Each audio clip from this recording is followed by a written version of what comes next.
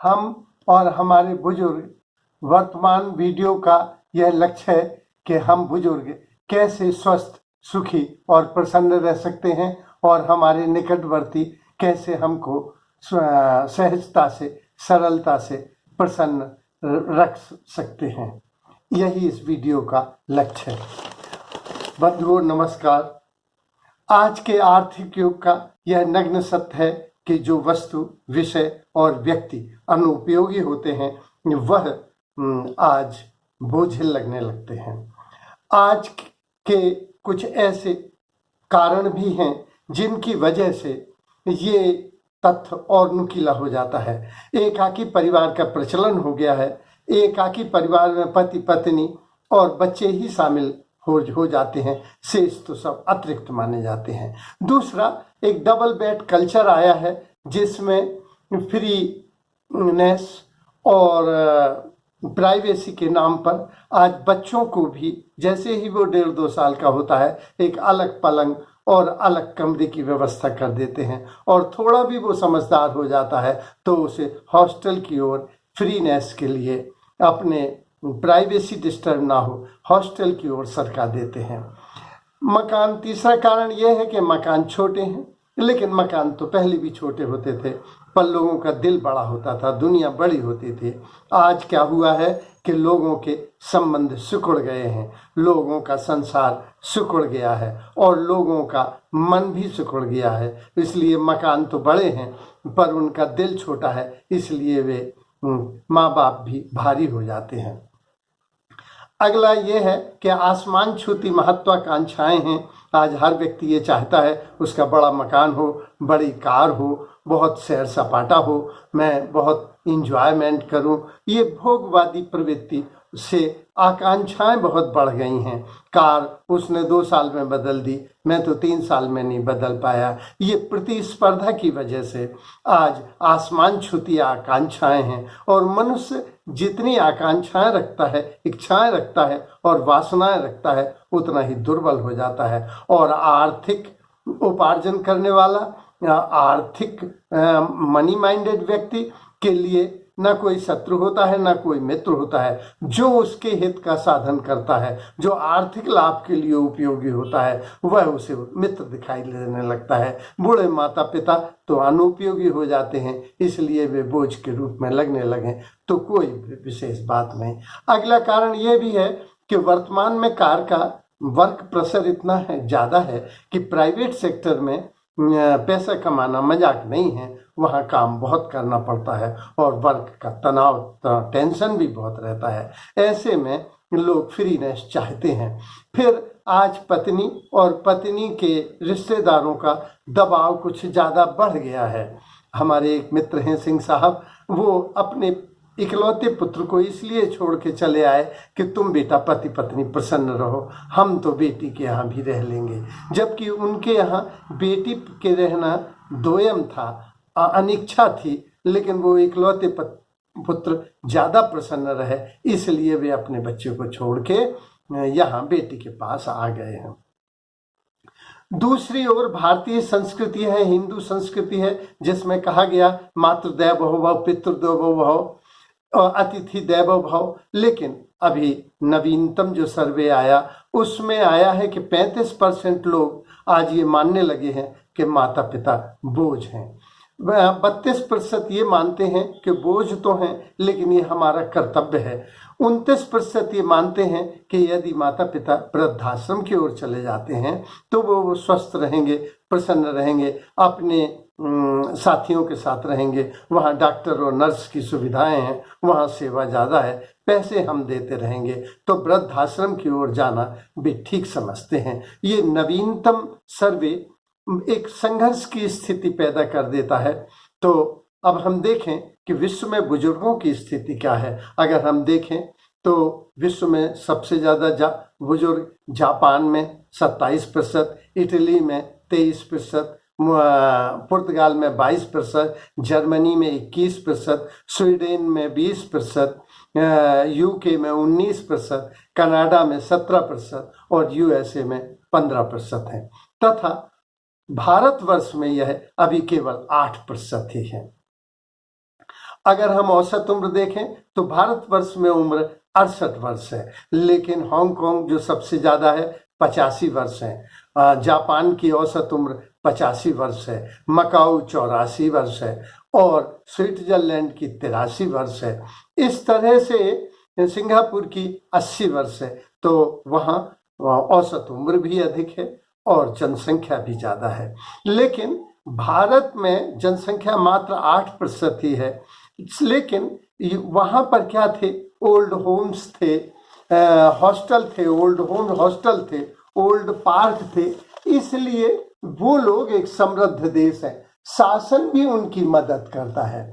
इस तरह से शासन जब उनकी मदद करता है तो इनमें और तीसरा ये भी महत्वपूर्ण कारक है कि उन्होंने अपने वृद्धावस्था की तैयारी की थी। भारतवासी अपना अधिकतम समय अपने पुत्रों, पुत्रियों, परिवार आदि की सेवा में ही होम कर देता है, समर्पित कर देता है। इस तरह वो अपने बुढ़ापे की कोई तैयारी नहीं करता है। इसलिए भारत में स्थिति बुजुर्गों की इस समय वर्तमान में देखने को भयावह मिलती है। भारत में भी 3 तरह के बुजुर्ग हैं। एक तो 60 से 70 वर्ष वाले जो आत्मनिर्भर हैं, आर्थिक दृष्टि से भी और शारीरिक दृष्टि से। वर्तमान में मेडिकल की सुविधाएं बढ़ गई हैं, खान पान का स्तर बढ़ गया है, तो आज 60 से 70 वर्ष तक व्यक्ति आत्मनिर्भर रहता है। 70 से 80 के बीच बहुत से बुजुर्ग आवश्यकता महसूस तो करते हैं, लेकिन संक्रमण की स्थिति में रहते हैं और भी कभी घर में रहते हैं और कभी बच्चों के पास रहते हैं।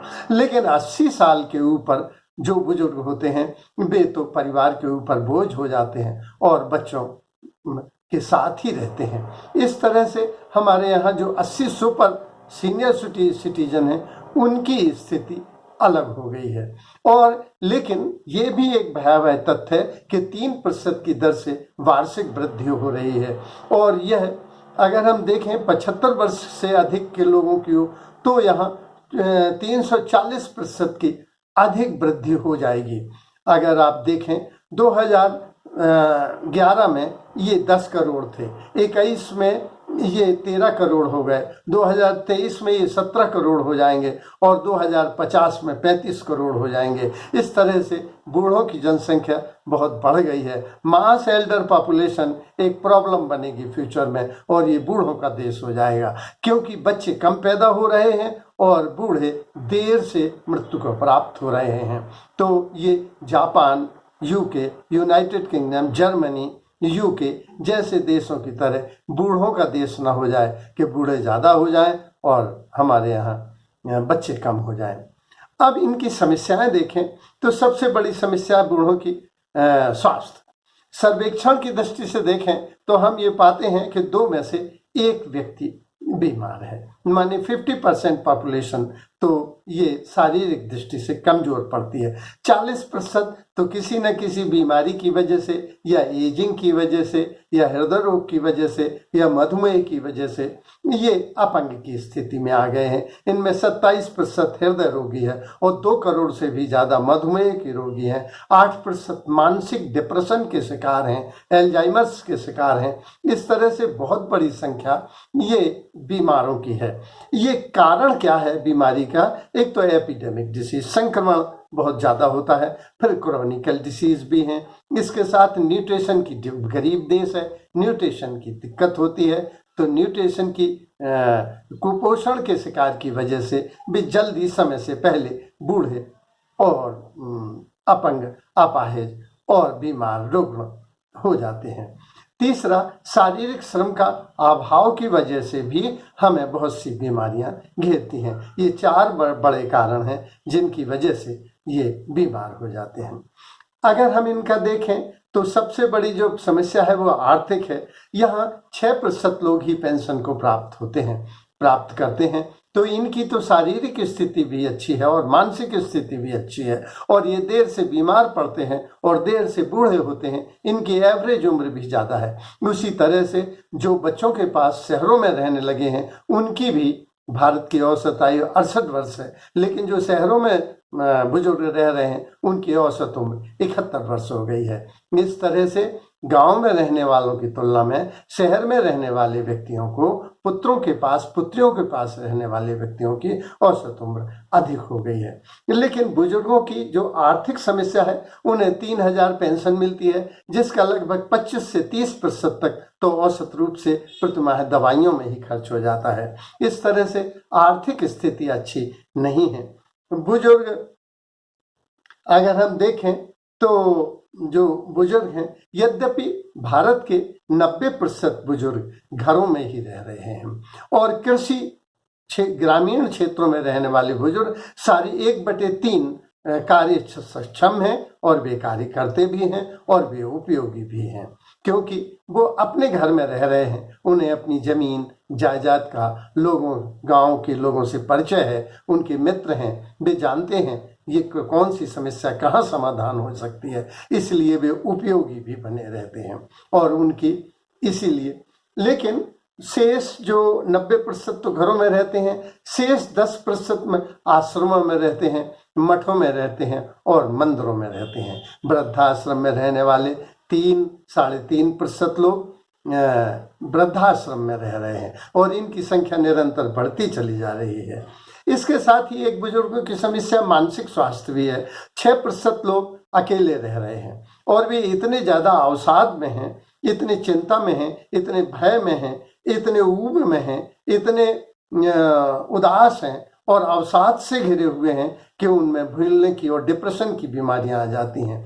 अब एक बुजुर्ग हैं शहर में, वे उनके सब बच्चे विदेश में हैं, वे अपने मकान को बिकाऊ रखे हुए हैं, लेकिन जो भी आता है उससे पूछते हैं आप ही कीमत बताइए, उसको चाय पिलाते हैं, उससे घंटा देर एक एक चीज दिखाते हैं और जब वो पूछता है कि कीमत तो कहिए, आप कीमत आप बताइए, तो उससे दुगनी वे कीमत बताते हैं। बुजुर्ग वालों साथियों ने पूछा, पड़ोसियों ने पूछा कि सर आप बिकाऊ लगाए हैं, जब कोई 1 करोड़ कहता है तो आप 2 करोड़ कहते हैं, कोई 1.5 कहता है तो आप 3 कहते हैं, कोई 50 लाख कहता है तो आप 1। अरे बोले एक बात है यार, अकेलेपन से ऊब गए हैं और घंटे 2 घंटे अपने कट जाते हैं, चाय पिला देते हैं तो क्या फर्क पड़ता है। ये स्थिति है। आज बुजुर्ग बातचीत करने को तरस रहे हैं। एक और दूसरी अपने कथा है, कहानी है कि एक सज्जन रिटायर हो गए थे, घूमने जा रहे थे, तो एक बड़ी मेलोडिक आवाज़ आई। उन्होंने दाएं बाएं देखा, ऊपर नीचे, कहीं कोई दिखाई नहीं दिया। उन्हें लगा है तो किसी नौयौना सुंदरी लड़की की आवाज़। फिर जब उन्होंने कहा कि उसने कहा कि नीचे देखिए, नीचे देखिए, तो इन्होंने नीचे देखा तो वहाँ एक मैटकी थी। अरे बोले तुम मैटकी हो के बोलती हो? बोले हाँ, एक ऋषि ने मुझको श्राप दे दिया था, मुझे सुंदरता का घमंड था, तो उन्होंने कहा जा तू मैटकी हो जा, तो मैं मैटकी हो गई। लेकिन बाद में मैं उनके चरणों पर गिर गई कि मैं तो घमंड में अपनी सजा पा चुकी, लेकिन प्रणाम करती हूँ, आपको क्रोध क्यों आया? तो उनको पश्चाताप हुआ और उन्होंने कहा बेटी, जब कोई तुझे पुरुष छू देगा तो तू पुनः दैवीय इसी सौंदर्य को प्राप्त करते हुए तू पुनः सुंदरता को और यौवन को और दैवी अलौकिक सौंदर्य को प्राप्त करेगी, क्योंकि तू विनम्र है। तो उन्होंने अखबार उठाया और जेब में डाल दिया। बोले आजकल रिटायर हो गया हूँ, गपशप के लिए तुम अच्छी हो, अगर छू दूंगा तो तुम क्या मेरे पास रहोगी? तो बुजुर्गों की हालत आज एक अकेलेपन की है। ये भी एक समस्या है। लेकिन प्रश्न उठता है कि बुजुर्ग कौन है? डॉक्टर राधाकृष्णन ने अपनी पुस्तक पूरब पश्चिम में लिखा था कि भारतवर्ष में बुजुर्ग तो चैत कटाई का वक्त है, जब बच्चे बड़े होते हैं, नाती बड़े होते हैं, उसे सम्मान मिलता है। हमारे यहाँ बुजुर्गों को सम्मान देने की परंपरा है, तो ये तो जीवन का श्रेष्ठतम समय है। हमने अपने कॉलेज में एक 97 साल श्री बाबूलाल जी रावत जी को बुलाया, तो उन्होंने बताया कि बुजुर्ग कौन है। वो बोले भैया मैं बुजुर्ग नहीं हूँ, 97 साल का, उम्र से कुछ नहीं होता, उम्र तो समय के साथ सरकती जाती है, लेकिन मुझ में उमंग है, उत्साह है, मेरा लक्ष्य है, मैं प्रेम करता हूँ, मैं पत्नी से, पड़ोसियों से, पक्षियों से, पौधों से प्रेम करता हूँ। जब प्रेम बूढ़ा नहीं होता तो करने वाला कैसे बूढ़ा हो जाएगा? मेरा एक लक्ष्य है, निस्संदेह जिनका लक्ष्य होता है। जापान में सबसे ज़्यादा लोग जिंदा रहते हैं, तो उस क्षेत्र का सर्वे किया गया तो वहाँ के लोग क्रियाशील हैं और वे कुछ न कुछ करते रहते हैं, इसलिए वे कर्मठ हैं। और एम्स के एक डॉक्टर ने कहा था कि जो जितना चलेगा वो उतना चलेगा, जो बैठ गया नेचर उसे बैठाल देगा, और जिसने चारपाई पकड़ ली चारपाई उसको पकड़ लेगा। इस तरह से कर्मठ लोग बूढ़े नहीं होते। बूढ़े तो वे हो जाते हैं जो उदास हैं, खिन्न हैं, विपदाग्रस्त हैं, जो निराश हैं, जो नेगेटिव एटीट्यूड से घिरे हुए हैं, जो जिनका कोई लक्ष्य नहीं है, जो वर्तमान को उमंग उत्साह से जीते हुए नहीं, प्रभु का प्रसाद मानते हुए नहीं, वरन वे बोझ की तरह जीते हैं, वे बूढ़े हैं। तो अगर मनुष्य में उमंग हो, उत्साह हो, आनंद हो, प्रभु का प्रसाद उसके साथ हो, तो वह जवान ही रहता है। इसलिए हर व्यक्ति को कोई एक लक्ष्य रखना चाहिए। बिना लक्ष्य का जीने पर तो वो निराश और खिन्न हो ही जाएगा। यहाँ तो ये स्थिति है कि रिटायरमेंट के 3-4 साल पहले कहने लगते हैं होएगा, अब तो होएगा सब, अब तो चल चुके हम कारतूस आही, माने हम चल चुके कारतूस हैं, अब तो खोका है। जब तुम खुद ही खोका कह रहे हो तो कहाँ गायत्री मंत्र में था कि हम तेरे तेज को वरण करते हैं, तो हमारी बुद्धि को सन्मार्ग कर। तो जब हम जैसा चिंतन करते हैं, जिसकी चर्चा करते हैं, चिंतन करते हैं, चेष्टा करते हैं, उसकी सत्ता उतर आती है। जब हम प्रभु की कहते हैं कि मुझ में परमात्मा का अंश है, ये हाथ भी इसमें परमात्मा का हाथ पिरोया हुआ है, जिस दिन हाथ निकल जाएगा उस दिन मेरे ही निकटतम लोग मुझ में आग लगा देंगे, नदी में बहा देंगे। तो मुझ में परमात्मा है। तो अगर तुमने माना कि तुम खोके हो, चल चुके कारतूस हो, तो हो, और अगर तुमने माना कि नहीं मुझ में तो परमात्मा का मैं अंश हूं, तो वैसे ही जिसकी जैसी दृष्टि उसकी वैसी सृष्टि। तो आर्थिक, मानसिक, शारीरिक ये आज की बड़ी समस्याएं हैं। और 10% लोग आज रोजगार पाना चाहते हैं। अगर वे चाहें तो एजेड लोग भी सुपरविजन कर सकते हैं, सलाह दे सकते हैं, सहायता कर सकते हैं।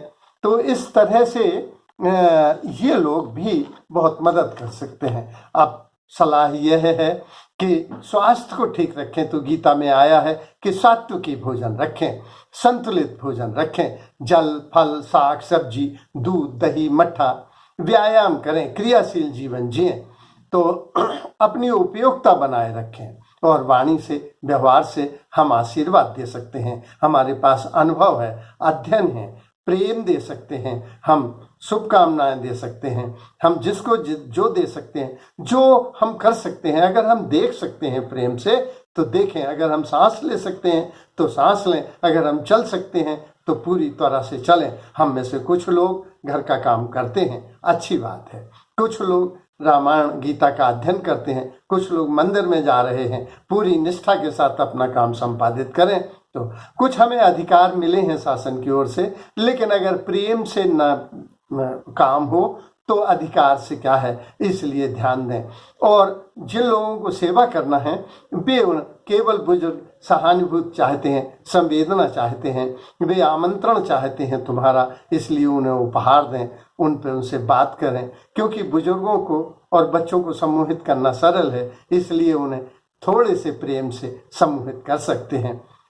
उनसे सलाह लें, उनसे आशीर्वाद लें, और वे सलाह दें और आशीर्वाद दें और संपत्ति देंगे वे जो आपके लिए बहुत महत्वपूर्ण होगी। धन्यवाद।